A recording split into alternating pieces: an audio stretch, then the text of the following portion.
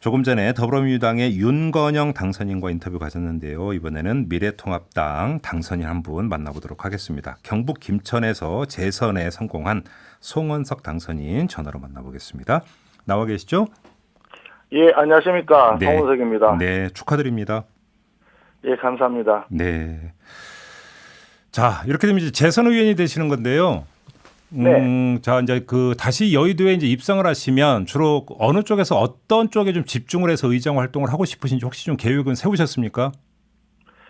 예, 아시다시피 간밤에 선거 결과가 네. 굉장히 당혹스러운 상황이 있기 때문에 음흠. 아직까지 21대 국회에서의 활동에 대해서는 네. 명확하게 네. 되지는 못했습니다. 예, 예. 지금 당장 해야 할 일은 아마 선거 과정에서 여러 가지 정부에서 내세웠던 재난지원금 등을 비롯한 어떤 추경 문제라든지 네. 20대 국회에서 마무리하지 못한 입법 활동이라든지 이런 부분에 대한 정리가 그러게요. 먼저 논의가 되지 않을까 이렇게 네. 생각을 하고요. 네. 21대에서는 20대보다 20대가 워낙 이제 일하지 못하는 어떤 국회로 그렇게 돼 있기 때문에 여야 간의 협치를 통해서 국민들을 위한 일을 좀 네. 더 집중해서 잘 해봤으면 하는 그런 생각은 일단 가지고 있습니다. 알겠습니다. 지금 뭐 이제 그 선거 결과가 그래서 그런지 지금 당선인의 목소리도 그렇게 이제 밝은 건 아닌 것 같습니다. 아무튼 뭐 제가 목이 좀 쉬었습니다. 그러게요. 뭐 그 심정은 충분히 이해를 할 수 있을 것 같은데 좀 이 점을 좀 여쭤볼게요. 그러면 이 선거 결과가 이렇게 나온 주된 원인은 어디에 있다고 보세요? 주된 원인이요. 네. 사실 그동안에 많은 총선이 있었고 지방선거라든지 선거가 여러 번 있었지만 이번 선거처럼 일방적으로 참패하는 선거가 보기는 드물었던 것 같습니다. 그러게요. 예. 제일 먼저 사실 여러 가지 이슈는 있는데 지금 선거 때 코로나19로 인해서 모든 이슈들이 전부 덮였다. 네. 이슈의 블랙홀이 되었다 하는 게 제일 크지 않을까 싶습니다. 예, 예. 그동안에 경제 정책이 좀 어려움이 많았는데 경제가 어려움에도 불구하고 국민들께 그 부분을 정확하게 전달하지 못했던 우리 당의 책임이 좀 많은 것 같고요. 네. 막판에 재난지원금을 정부에서 현금으로 이렇게 소상공인들하고 취약계층에 입금을 해준 것들이 상당히 주요했다 이렇게 생각을 합니다. 네. 과거 한 60년대까지 보여줬던 어떤 고무신 선거나 막걸리 선거와 유사한 어떤 느낌을 줬고 그것이 국민들한테는 어필이 된 측면이 좀 있었던 것 같습니다.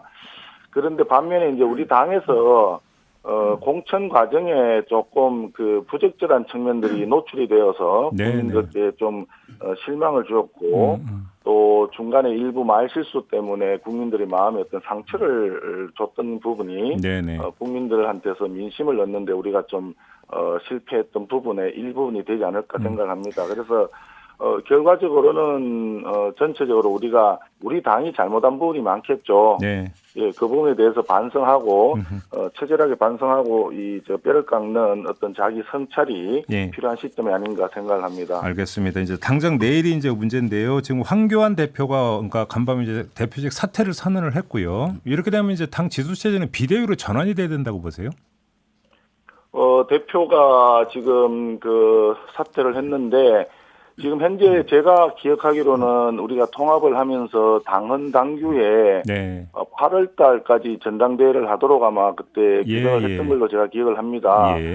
그러니까 당분간은 바로 대표를 선출하기 위한 전당대회를 하기는 어려울 테니까 비대위를 구성하는 것은 불가피한 상황이 아닐까 이렇게 생각을 하고요.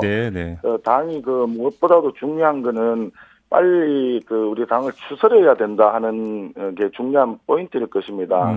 그래서 이 선거에 대한 참패에 대한 어떤 원인 분석이라든지 거기에 대해서 확실하게 짚고 넘어갈 건 짚고 넘어가고 정리할 건 해서 미래를 위한 8월 전당대회와 그 이후에 전국을 끌고 가기 위한 어떤 준비 작업이 지금 선행이 돼야 되지 않을까.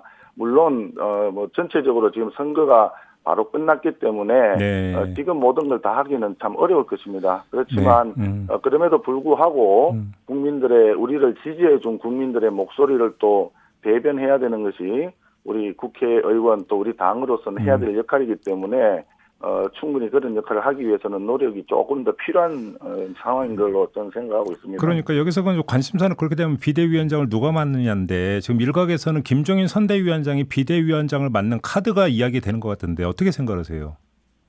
지금 그 특정인을 거명해서 비대위원장 얘기하기에는 조금 성급한 거 아닐까 생각이 됩니다. 예. 어떤 분이라도 우리 당을 추스리고 또 국민들의 마음을 보다듬을 수 있는 그런 분이 오신다면 우리 당으로서는 어쨌든 비대위를 구성을 하더라도 조속히 어떻게 보면 우리 당 입장에서는 굉장히 지금 어려운 시기 아니겠습니까? 그래서 이 난국을 헤쳐나가기 위해서는 당원 동지들과 국민 여러분들의 마음을 하나로 모을 수 있는 분을 모셔와야 되지 않을까 이렇게 생각하고요. 지금 당장 특정인을 거명하는 것은 조금 시기적으로 적절하진 않은 것 같습니다. 마지막으로 이것만 좀 여쭙고 마무리할게요. 지금 그 TK 지역에서는 홍준표 무소속 후보가, 그다음 PK 지역에서는 김태호 무소속 후보가 당선이 됐는데요. 이런 분들을 당이 품어 안아야 된다고 생각하세요? 어떤 입장이세요? 우리가 저 미래통합당을 만들었을 때 중도와 보수를 아우르는 전체 통합을 하자고 얘기를 했지 않습니까? 그 정신은 지금도 유효하지 않을까 저는 개인적으로 생각을 합니다. 물론 다른 분들도 같이 의견을 서로 이제 맞춰봐야 되겠지만 지금 현재 상황에서는 국민의당이라든지 다른 정당을 비롯해서 중도 보수 쪽의 생각이 비슷한 분들은 전체가 한 마음이 되어야만이 이 어려운 시기를 이겨내는 데 도움이 되지 않을까 이런 저는 개인적으로 그렇게 생각하고 있습니다. 지금 질문드렸던 그런 인물들까지 다 포함을 해서 다 아울러야 된다 이런 말씀으로 이해를 하면 되는 거죠, 당선인님? 네네네. 알겠습니다. 자, 오늘 말씀 감사드리고요. 다시 한번 축하드리겠습니다. 네, 고맙습니다. 열심히 하겠습니다. 네. 지금까지 미래통합당의 송원석 당선인과 함께했습니다. 이슈의 핵심을 꿰뚫는 예리한 시선, 믿고 듣는 진품 시사, 김종배 시선 집중.